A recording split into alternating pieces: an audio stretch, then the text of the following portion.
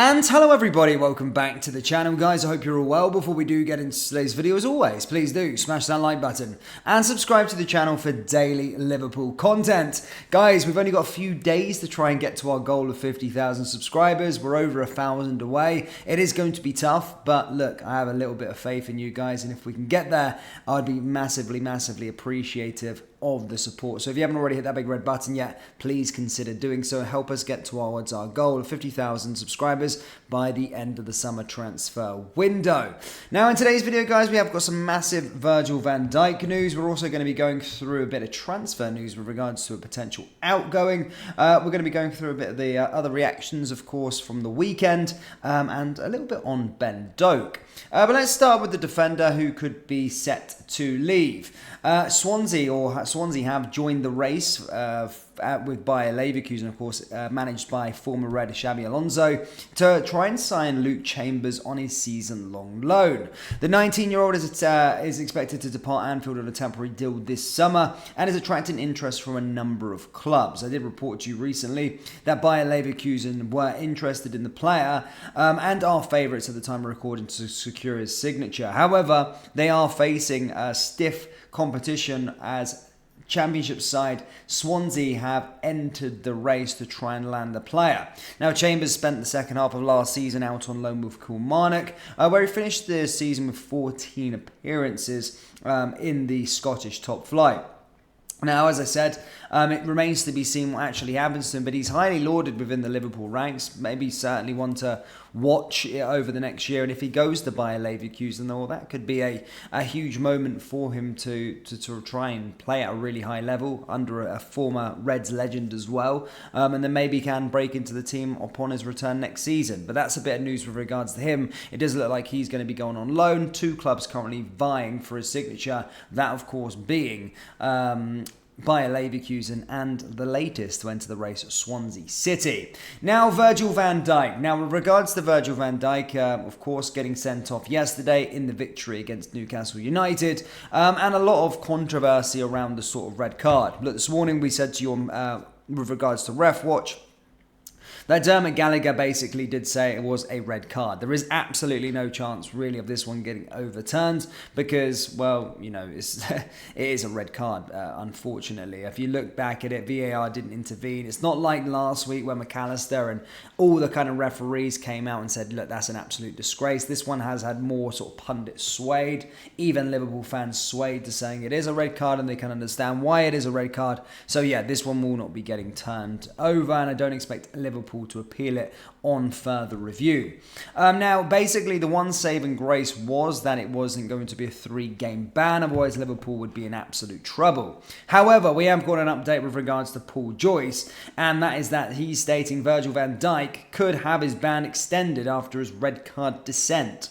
As I said, Van Dijk will miss the game against Aston Villa, but the suspension could be extended to include Liverpool's following match against Wolverhampton Wanderers. This is basically due to the way he was going off the pitch, arguing with the referees, arguing with the fourth officials, you know, causing a scene, wasting time, and all the rest of it.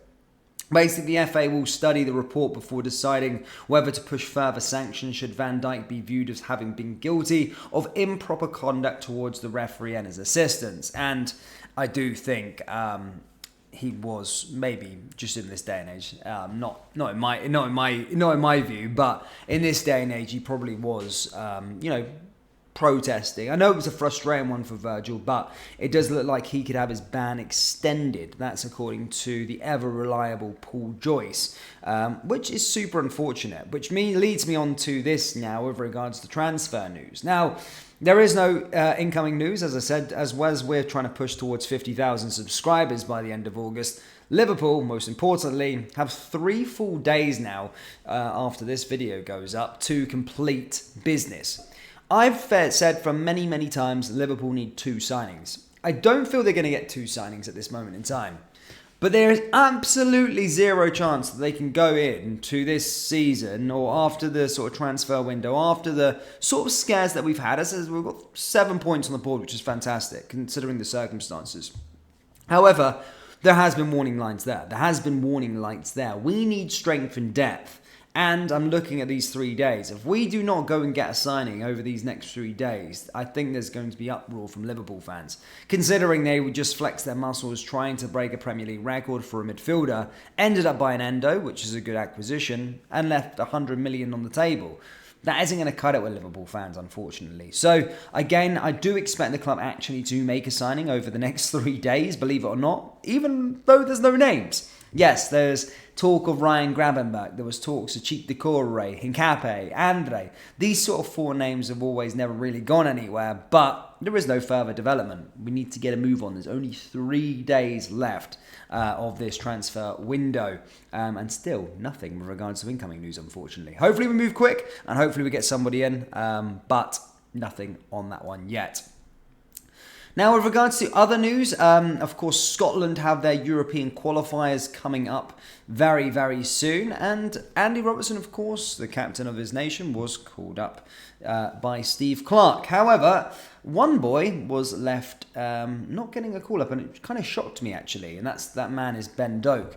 Now, Scotland, if you don't know much about Scotland, in terms of their attacking plethora of players, they're not quite blessed with that. However, the Scotland of new are very, are definitely taking strides, almost nearly qualified for the European Championships, but certainly going forward haven't got a plethora of attacking options. Now, I'm struggling to understand how Ben Doak never got called up. Steve Clarke apparently did say he's not too far away and they are watching him.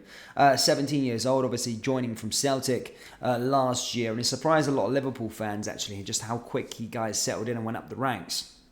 Now, pre-season very much impressed me. Again, has already made a Premier League appearance coming off the bench against Chelsea. Again, impressed me in that little cameo there as well. And of course, look, he's probably going to be looking to try and play as much Europa League games and actually break into the team. And some even saying that he is the long-term successor to guess who? Yeah, Mo Salah. Yeah, that's how good people are dubbing this player.